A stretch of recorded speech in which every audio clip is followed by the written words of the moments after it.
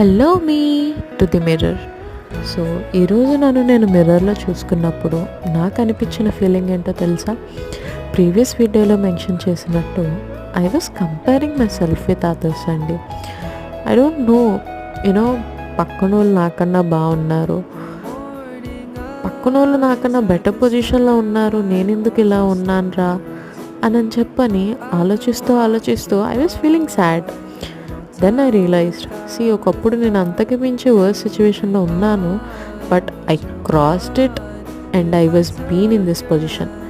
So తలుచుకుంటే మనము ఇంకా మచ్ మోర్ బెటర్ సిచ్యువేషన్లో ఉండగలము.